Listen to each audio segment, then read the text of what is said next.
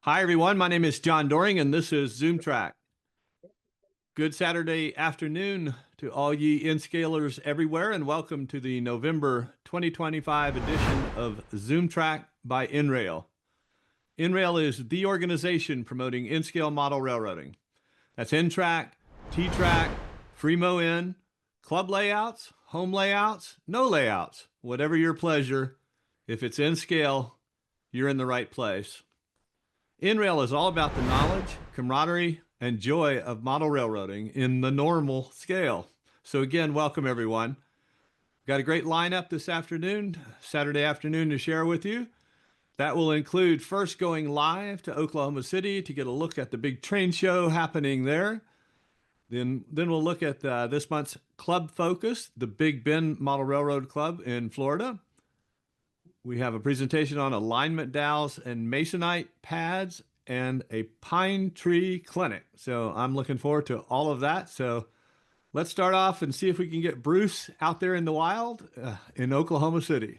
Okay, I'm here live from Oklahoma City, the Oklahoma City Train Show, and we have a layout here that's from Kansas. It's the Kansas City T-Nuts, brought their T-TRAK modules down.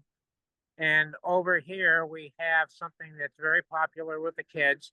This is we've talked about the mini diorama clinics, and we have kids that are working here, making all sorts of modules. So our club members enjoy working with the kids. Then we have our layout. This is the N-TRAK portion with modules that include our own, including our airport module, rodeo clinic. We've got a large yard. We've got folks from Texas who came up here, and they brought their modules. We've got a peninsula that goes out here to a loop, and junction module that takes us to the helix. The helix takes N-TRAK down to T-TRAK height. And this is the Oklahoma City T-TRAK layout with Route 66 modules on it. And so we've got various different modules, some of the notable structures such as Yukon's Best, Flower, Mill, and the Round Barn. And then we also have the Blue Whale of Catoosa. And this is the crossing of the verdigris. The verdigris, believe it or not, runs into the into Port of Catoosa, which is an ocean-going port in Oklahoma. We then have Cushing, which is considered to be the world's capital of pipelines. That's where Texas crude is priced. And then we have a new module here, which is the Oklahoma City Station. And of course, everybody has to have a Jurassic Park module. So we've got quite a layout here. We also put together a module that shows folks how to put together T-TRAK modules. Nice. And we've actually put together a couple of layouts using the mini diorama corners and power pack and engine so that we can give away layouts to the kids today at the show. Our attendance looks really good. We're approaching record temperatures, and so people are coming out, and we're really pleased with that. Again, here are the T-Nuts from Kansas City, and we have the first appearance of the Fremo N layout. which is over here. Nice. And the Fremo N layout is has a loop at one end and comes down here with a yard. Winds around as most Fremo layouts do. And so that's another N scale layout. We also have about 2 or 3 other smaller N scale layouts at the show. And we were fortunate in the old venue where we used to hold the show was tied up this date. We moved it because of Train Fest so that we wouldn't conflict. And it turned out that we moved into the new event center. So the show has gotten some new management and we're having a really good time here. And that's it from Oklahoma City for now. Thank you. Thank you very much, Bruce. Looks like N-Scale is well represented in the mid-continent today. Fantastic. Excellent. All right. Let's see. Big Bend Model Railroad Club is up next. Andy, that's you? Yep, that's me, John. Thank you very much. For those of you who don't know me, I'm Andy Zimmerman. I'm depending on which hat I'm wearing. Just kidding, I'm always wearing this hat. But depending on which hat I'm wearing, I'm either the president of the Big Bend Model Railroad Association, the Standards and Conformance Chair for the NMRA, the Sunshine Region President, or the N-Rail President. So just depends on which hat I'm wearing, what day of the week, etc. So, but today I'm going to talk to you about the Big Bend Model Railroad Association here in Tallahassee, Florida. Big Bend Model Railroad Association promotes and preserves railroad activities, historical materials, information pertaining to railroad transportation for the benefit of the corporate members and the general public. We're dedicated to fostering community engagement, historical appreciation, hands-on enjoyment of model railroading across all scales. We are an all scales club, so it goes from the smallest T scale all the way up to G scale. Our club focus is fellowship and networking, community awareness, education and history, and of course, advancement of the hobby. And of course, our unofficial model is just run trains. So the Big Bend Model Railroad Association, we all kind of got together back in 1987 to kind of establish the Big Bend Model Railroad Club. And then when we actually incorporated, we became the Big Bend Model Railroad Association on June 28, 1990. We first started in September 1987, and then when we incorporated, we became the Big Bend Model Railroad Association in 1990. So our dues are only they're $20 per person, but we've been doing it per household. So if you're the model railroader in the house and you pay your $20, it covers everybody. And when I say it, I mean it covers everybody. It covers everybody for the events that we do. We do events in senior centers and in community centers. And then of course we have our big model train show, which I'll talk about in a little bit. But it covers any aspect of that. A lot of times we'll get together and everybody who's running trains, and if you're a member, we have a food truck that comes out and you hand them your Big Bend Model Railroad Association food ticket, and you get to eat on the club, and usually it's breakfast and lunch on the club, and we're out representing and running trains for the community. We invite the community to come in and watch. And everybody or excuse me, so all scales are represented: O scale, HO scale, N scale. We divide it up basically when we have our meetings. We divide it up between large scale, HO scale, and small scale. So the Big Bend Model Railroad Association has moved. We have N-TRAK modules out at the Antique Car Museum on the second floor, but we've moved away from using those N-TRAK modules and moved to T-TRAK modules. So we have T-TRAK in N scale, T-TRAK in Z scale, T-TRAK in T scale, which are little tiny boxes, and we have T-TRAK HO, one of the largest T-TRAK HO layouts that I've seen. And the O scalers have even gotten into it. Now, an HO T-TRAK an O scale T-TRAK module is a beast, but they run them every year. They run about, I think it's about a dozen of those O scale T-TRAK modules that they run at our show every year. So we have regular meetings are the third Tuesday of the month, and we get together about 7 p.m. and we start the meetings begin at 7:30 p.m. We have open houses for the public, hands-on clinics and demonstrations. We've done modeling contests in the past. We'll do a swap meet every so often, running sessions, and of course we do the layout exhibits that bring everybody into the door. And we take donations at most of the events, except for the Tallahassee Model Railroad Show and Sale. Of course, we can take a donation, but it's a $10 to get in, 35,000 square feet of floor space, and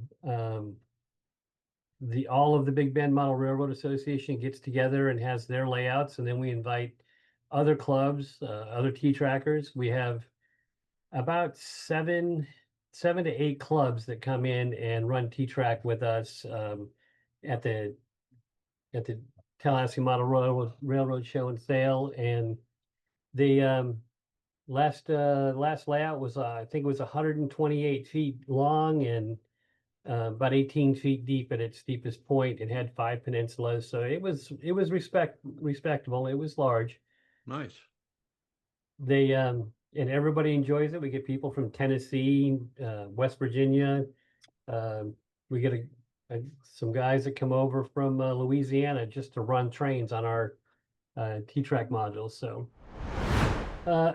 so we do a lot to keep the model railroading scene alive, and the Tallahassee Model Railroad Show and Sale is one of the largest in Florida.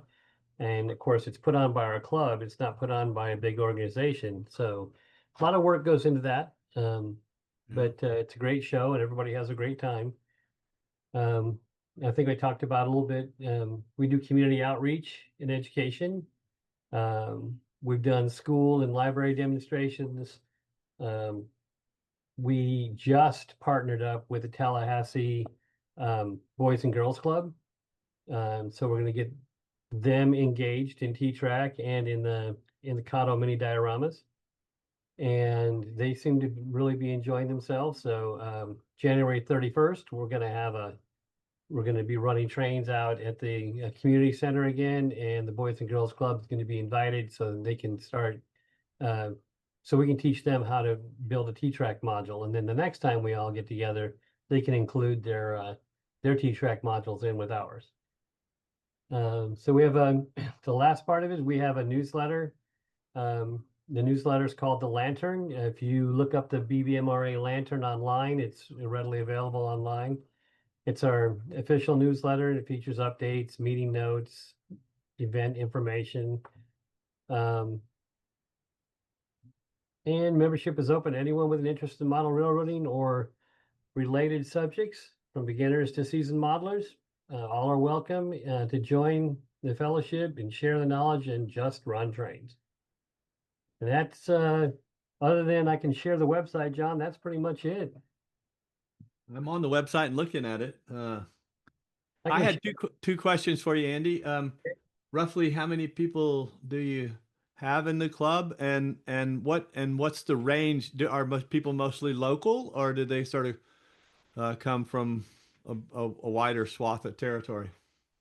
So let's see. So we have we've had up to 114 members in our club.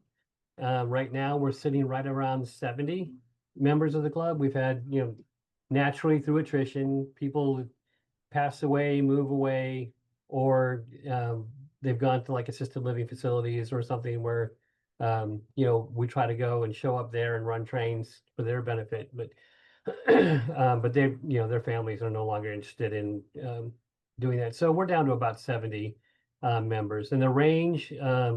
I didn't quite catch it. You cut out there for a second, but I was just curious as to whether most of the people came from, within an hour or so of Tallahassee, or do you have membership that sort of spreads out over? Because the thing about Florida is yeah, those are, I think the distances are deceivingly long, right? they are. And so, and where we're at in Tallahassee, I'm only like 10 minutes from the border of Florida and Georgia. So we have members in Georgia, and we have members in Tallahassee. Okay.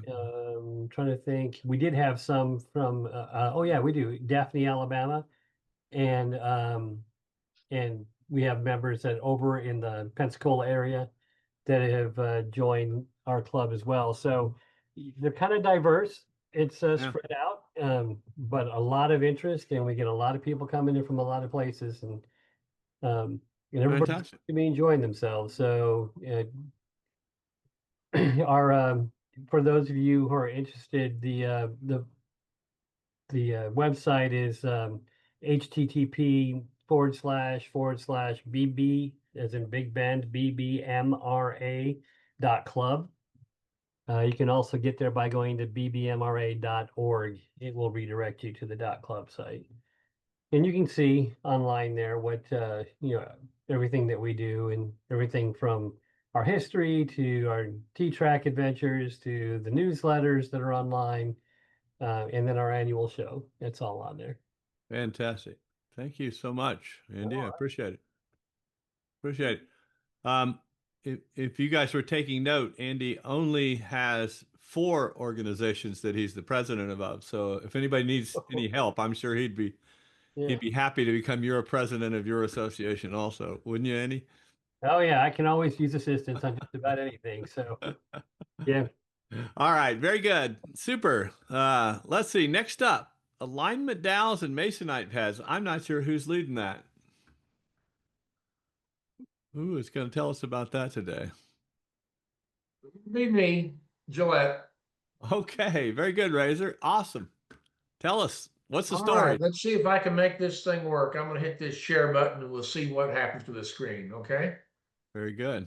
Uh, So far, so good. It looks like something's getting ready to happen. There you go. all right, now if I take this and go to slideshow. Now, do you have the big thing on all? You all get to see this whole Yes, thing? sir. Yep. Looks good. I'm halfway there then.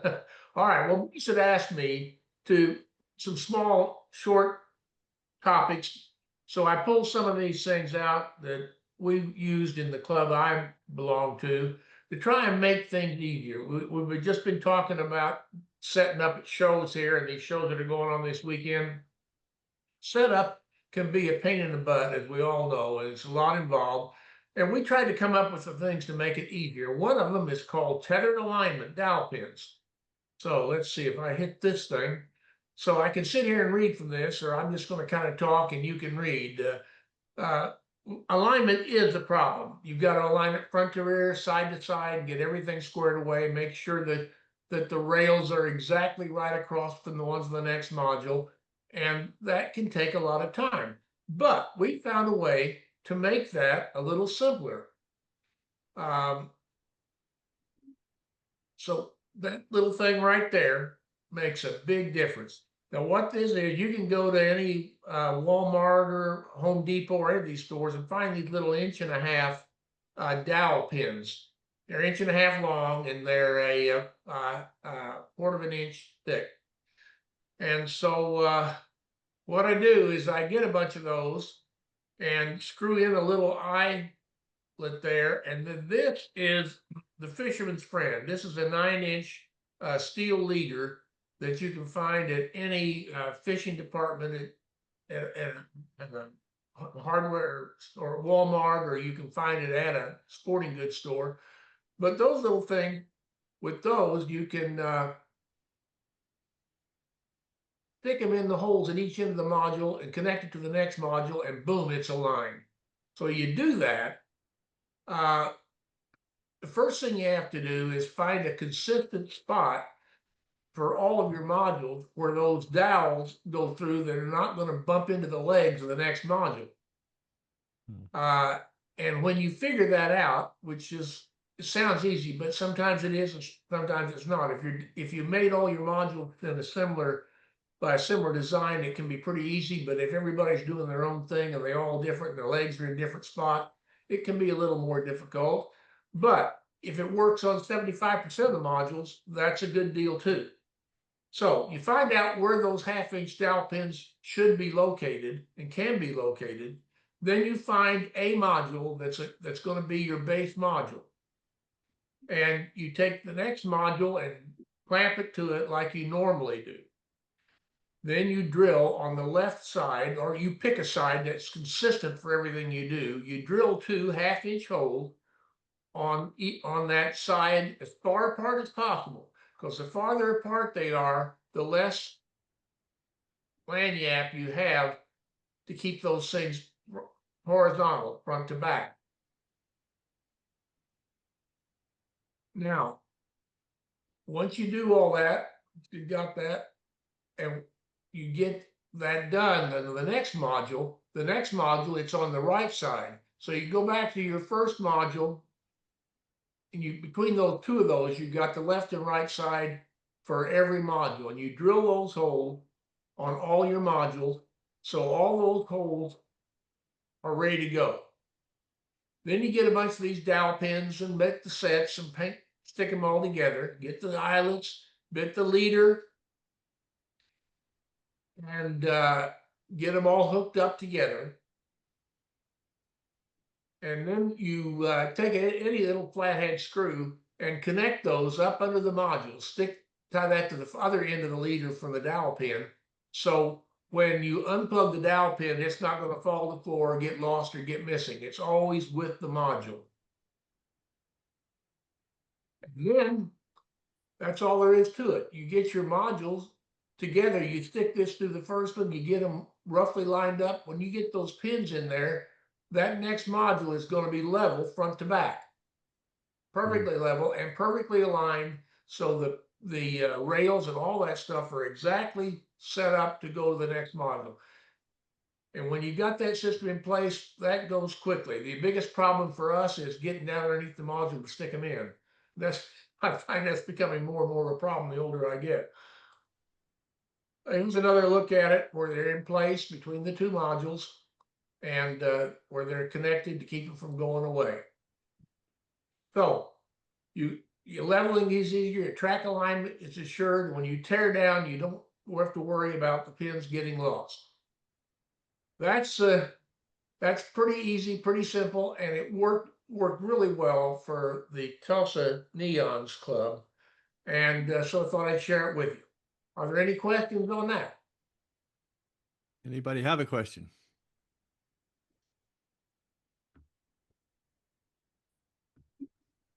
All right, let's see. Here's what I'm looking for.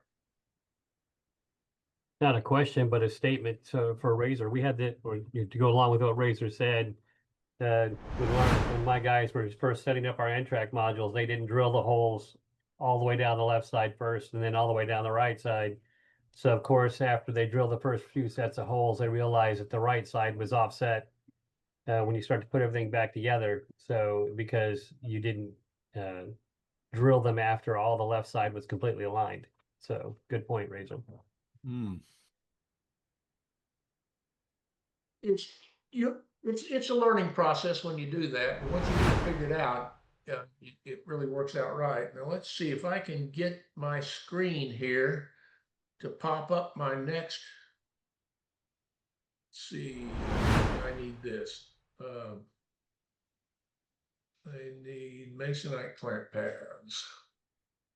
And let's do slideshow.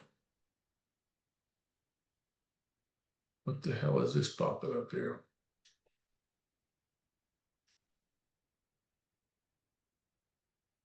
All right, let's do slideshow. Come on, slideshow. Here it is. Okay, so we're going back underneath the module again.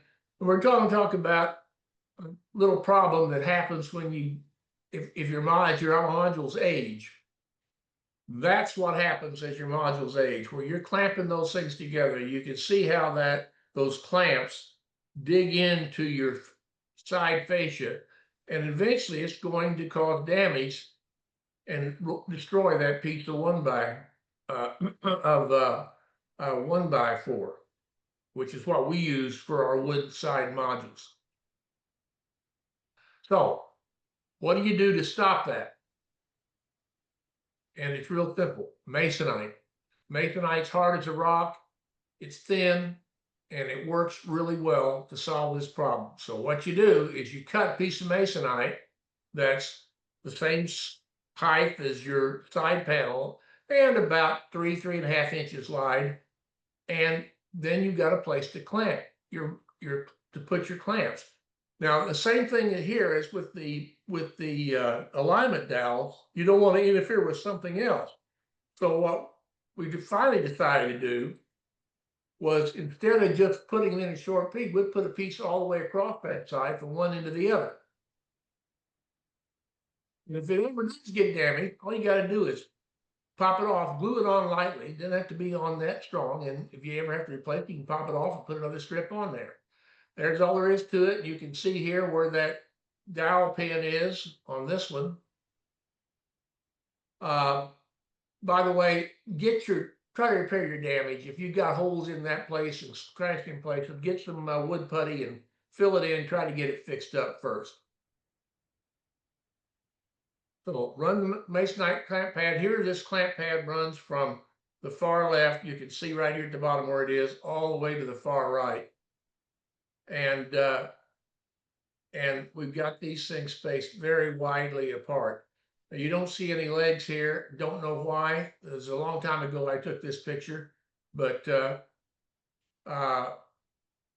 this may be on a module that doesn't have legs. It may be a 2x2 that just clamps on. But nonetheless, this gets you a good view of how that masonite panel fits in there, and it'll stop that damage done by the C-clamps.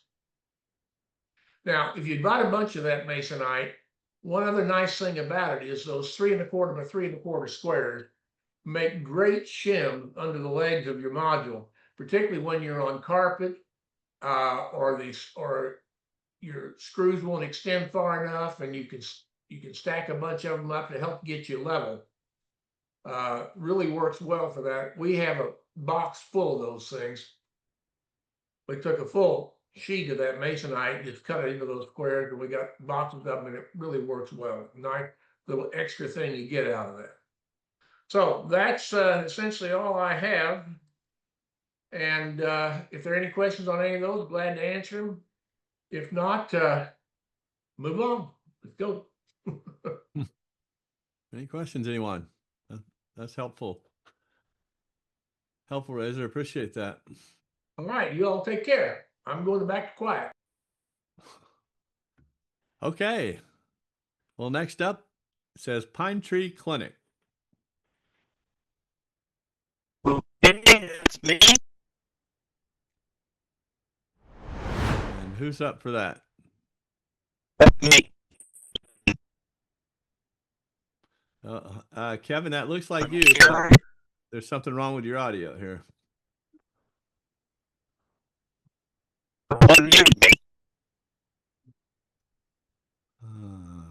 I'm not sure what is causing that. You're like overmodulated and scratchy.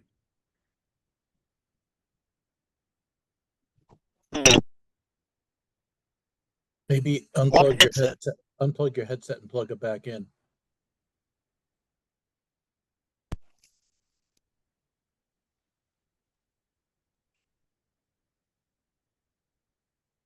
All right, now let's hear what you say. Sound like You may Awesome. Let's go. you got some-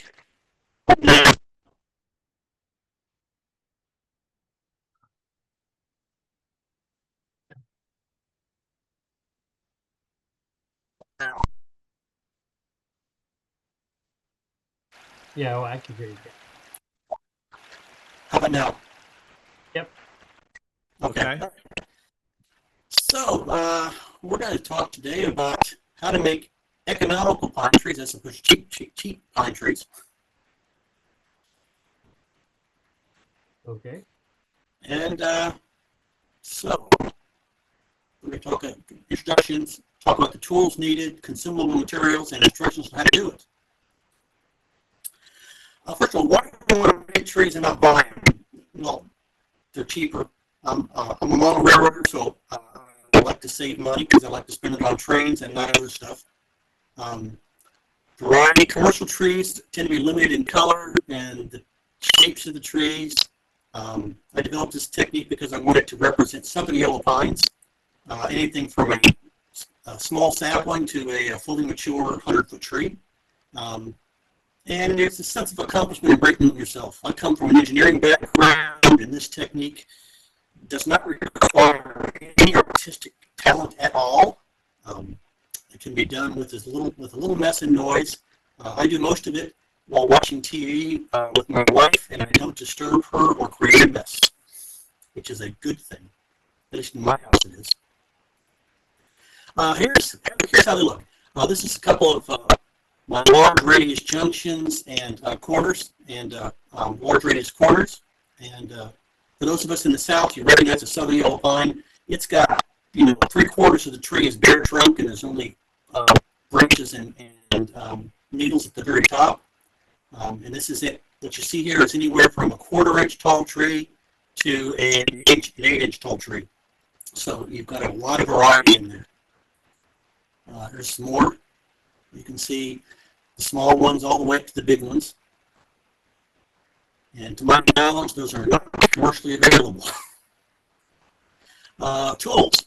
A largemouth plastic jar. In this case, it's I think that's a peanut jar. Diamond cutters, needle-nose pliers, a small cup hook mounted in a dowel or an electric drill, small paintbrush, and something to act as a palette, small sharp scissors, some shallow bowls for paint and glue, some medium-sized sealable bowls to keep your flock in, both the ground foam, both the coarse and fine, because that's going to be your needles. Sisal twine, dark red dye. Floral wire sort of makes these trees. It comes in 22 gauge, 24 gauge, and 26 gauge, and raw umber or burnt umber acrylic craft paint. Expendables, some toothpicks for smearing glue around and stuff. Brown floral tape is what you use to wrap the trunk and increase the diameter of the trunk. PVA glue, fine coarse green ground foam. You can use, depending on what you're trying to create, medium green, dark green, conifer green, whatever ground foam represents the color of tree you're interested in. And unscented extra hold hairspray. This is to hold the flock onto the tree. Instructions. Okay, so first thing, I pre-dye the sisal twine. I find it easiest to use, so that's just a couple of tablespoons of Rit dye into some wet water in that large jar. The sisal twine, cut it in 3 to 5 foot long pieces. If you don't pre-color the twine, then you end up having to spray the tree before you put the flock on it. And I'm trying to do this without making much of a mess and doing it as much as possible in the house. So that's why I pre-dye the twine. To pre-color twine, just add the twine segments to the steep and let it steep in the dye jar. Set it in the sun for several days or more. I've actually left it out steeping for as much as a couple of months when I forgot about it. It gets real dark, and you can see we put in the twine into the jar, and what you see on the lower right corner is how dark it gets if you leave it in for a while. Then remove it after it's dyed. Rinse it thoroughly. Hang it to dry. Clothespin at the bottom helps to remove the kinks from the twine. Here you see a number of strands hanging in my garage. I just ran off a string between the garage door rails and let it hang there for a day or two to dry. Prepare the trunk of the tree armature. You need to measure out your floral wire twice as long plus 1 inch of your desired tree length or tree height. The one thing to remember about wire gauges, the smaller the wire diameter, the larger the number. So in my case, for small trees, anywhere from a 1/2 inch tall to 2 inches tall, I use the 26 gauge fluorescent wire. The medium trees, 2 to 4 inches tall, I use the 24 gauge. And for large trees, 4 and taller, I use the 22 gauge fluoro wire. For trees shorter than 1 inch, I tend to cut the pieces a little bit longer than that, just so I have something to hold on to. Because when you fold it in half and it's only 1/4 of an inch long, it gets a little hard to deal with. So to give yourself a handle to use on the small trees, I cut the wire a little longer. Got a couple of examples of for how long you want a tree, how much wire you need.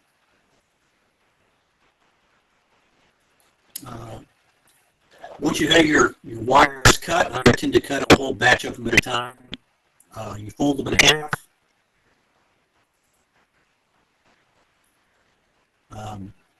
Then grab the folded wire at the point you want the branches the trunk to end and the branches to begin. You hook the cup hook into the loop end of it and twist it until it's moderately tight. And as you can see, too tight is the far right, too loose is the left-hand side, and about what you want at this point is in the middle, because you will end up tightening it later when you go to put the tree trunk, when you go to put the branches in. Because if you end up tightening it too tight, in the end it will snap off and you just wasted the tree.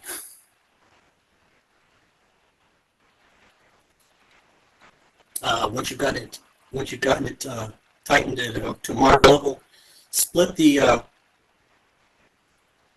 part where the branches are going to be to about 90 degrees. This is where I tend to paint the area where the branches are going to be with the umber paint. If you don't paint it, then once you get the branches on and everything, you'll see the green fluorescent wire showing through the branches, and the trunk will be green. So I like my trunk to be brown, so I painted at this point.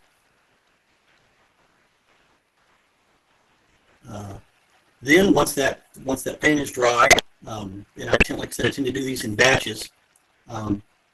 Smear full strength HobbyTRAK glue onto just the facing sides of the wire, because you're going to put the sisal twine between the two wires, and the sisal twine will grab a hold of the wire when we fold it up and keep the sisal fibers from flying all over the place.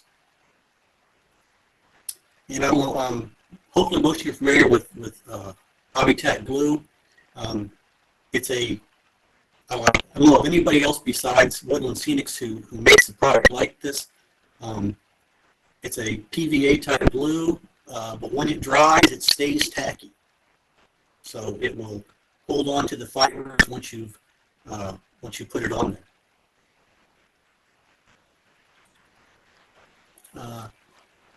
Just lay the fibers on to the straight piece of wire, and then when you fold it up and twist it, it spreads it all out, and you know, the basic bottle brush technique, it spreads it all out and makes it into something nice. Depending on how you lay the fibers out is what kind of tree you're going to get. As you can see, you know, if you want something thick, you put the fiber going on both sides of the trunk. If you want something a little bit thinner, you can put the fibers only go one direction, and when they spread out, they look a lot thinner.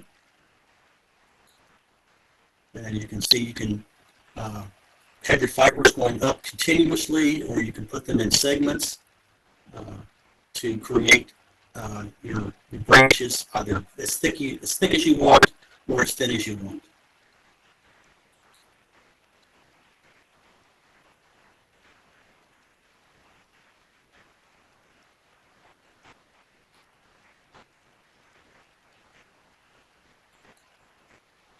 Okay, so once you get your fibers laid out, you fold the perpendicular piece of wire that's sticking up down onto the fiber so that you have the fibers clamped between the two pieces of wire. Pushing down to push the sticky hobby tack into the fiber on both sides helps to hold it in place. And carefully pick up the tree, clamp the end with your needle nose pliers, and then just start twisting. You hook the cup hook back into the small loop that you left from when you first twisted it, and just keep twisting. Twisting too tightly, like I said, will result in the wire snapping randomly along the trunk. Experience will give you a feel for how much is too much. If necessary, you trim the twine fibers to a rough conical shape. If you don't like the shape, you can trim it to whatever you need. To finish the trunk, you cut off the small loop on the bottom. Choose not to pre-color the twine or trunk. This is the point when you spray paint the tree canopy. If you didn't get the sisal brown before this. To finish the trunk, for thinner trunk, you just paint the lower trunk umber, or brown. For thicker tree trunks, you can wrap the lower trunk with brown floral tape. You cut a strip of brown floral tape long enough to reach from the top of the trunk to the base of the trunk at an angle. One end of the strip should be cut at a slight angle to give you a starting point and to keep the piece of tape that's at the top from showing the trunk.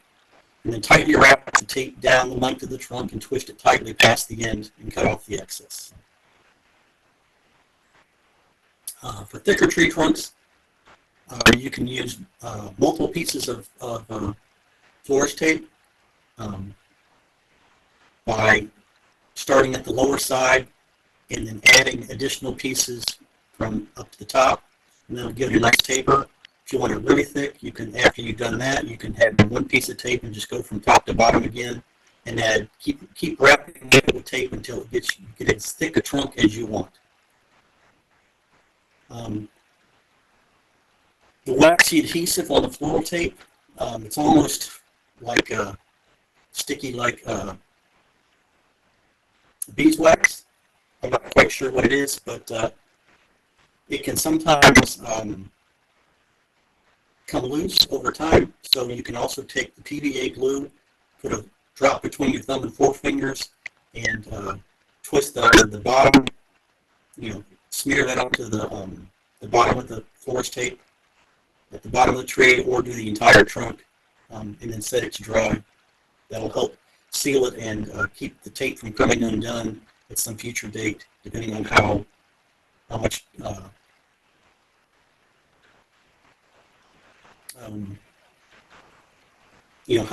how rough you are in your trees. And now, as far as putting the ground foam onto your branches, I prepare a portion of hobby tack by thinning it with water to about the consistency of milk. And the unused hobby tack can be put back in the jar to keep it.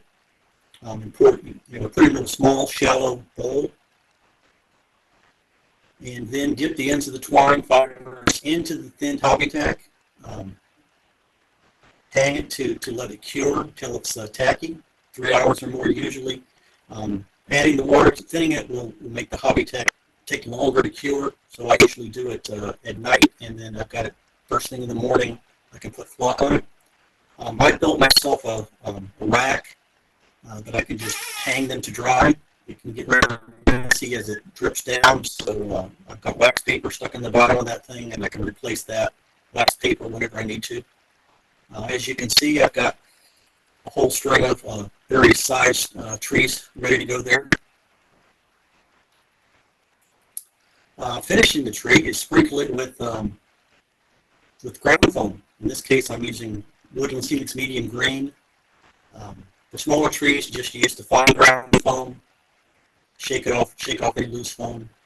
For larger trees, I do it in the coarse ground foam first. Shake it off and then put it in the fine ground foam. That keeps it from, gives it a little more variety in the tree. And if you want less dense foliage, just use the coarse ground foam. And then I put it into a piece of foam. These are the completed trees. I then go in and to take it out. So the first time I go outside with it is at this point.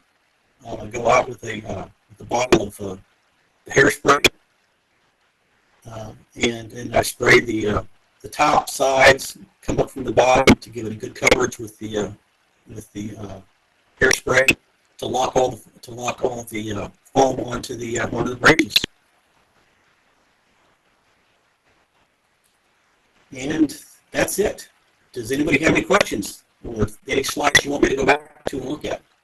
I have sent the PDF of this presentation so that it can be uploaded for anybody who needs to see it afterward.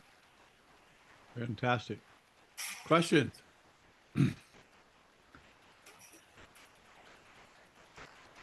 They sure do look nice, Kevin. Thank you.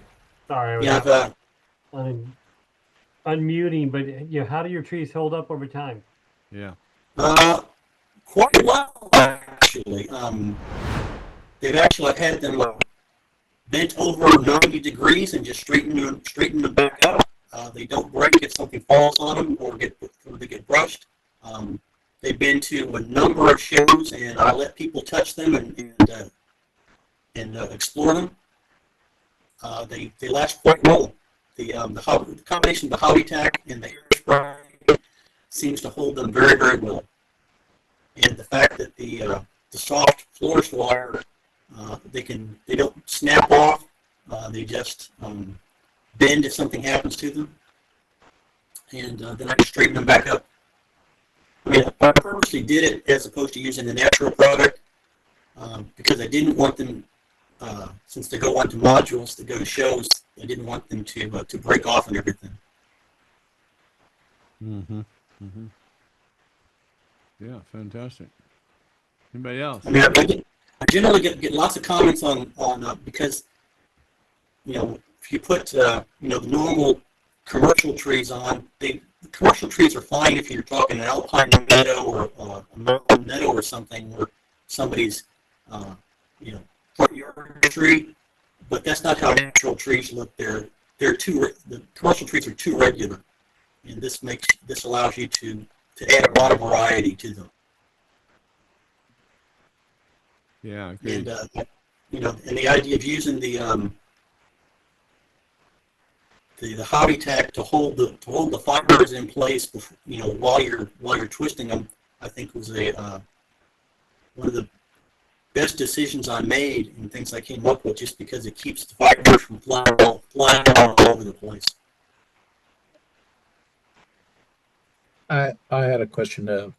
When this episode is published, can there be a link to document, since the audio is going to be very hard to go through?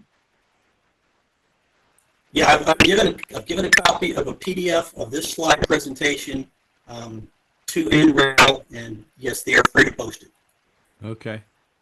We'll try to get that where it's just in the final cut, so you can click right on it.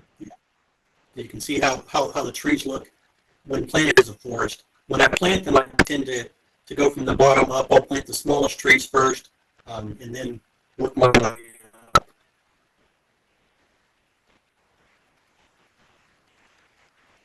All right. That's really, really great. Kevin, thank you so much. You're welcome. We appreciate that. All right. Well, that's what we have. How Do do I we turn have, off sharing? Stop sharing. do we have a May I poll to have do? a couple of minutes more, please? It's Steve Gillette. Yeah, go ahead. I just wanted to let everyone know that for the past 15 or so years, Tulsa, Oklahoma, NMRA has hosted an annual, or now biannual, layout, design, and operations weekend. And that'll be coming up this spring, March 13th through 15th. We have 4 speakers coming in from across the country. We have operating sessions on Friday night, the presentation all day Saturday from 8 in the morning till 3 in the afternoon, operating sessions again Saturday night, and a third operating session on Sunday morning. And there are about 15 layouts here in Tulsa that are fantastic. 4 of them are in scale. So if you're interested at all in anything like this, go online to tulsanmra.org and you will see everything you need to know about this thing. We'd love to have more people attend. We have great attendance. We have quite a few people there, and it's well known from around the Midwest, but we have people coming from all over the country. Our keynote speaker is coming from Massachusetts this year. So if you're interested, we'd love to have you. Again, tulsanmra.org for the 2026 Tulsa Layout, Design, and Operations Weekend. Thanks, John. Thank you, Steve. I actually have that one on my calendar already, so Good. that looks great. Fantastic. Are we going to have a poll this month? Did not set one up ahead of time for me to launch. Okay. And I've not done one, so I can't just whip one up quick. Sorry about that. No, that's all right. That's all right. We'll pass on that this month. So unless anybody else has anything else, anybody want to share anything else? A couple minutes that we have left. All So do right. a show of hands, John. Who's this first ZoomTRAK meeting for them? How many people? I'm gonna have to like scroll through here, or just put it in the chat if it's your Yeah. first time here. All right. Yeah. Type in the chat if you're a first timer. We have 41 on now. Yeah, we had 45 a little bit ago. So normally there's quite a few more. But Yeah. we got a couple train show weekends going on this weekend, so I'm sure that's got a lot of folks out. Scott And, Moline is the first timer. Scott, welcome. welcome. I see quite a number of familiar faces. Oh. All right. Well, listen, everyone. Thanks for taking a little bit of your time on Saturday to join ZoomTRAK, as always. And we will see you all here this time next month. Same bat channel. Same All bad right. time. Bye, everyone. Have a great one. Bye.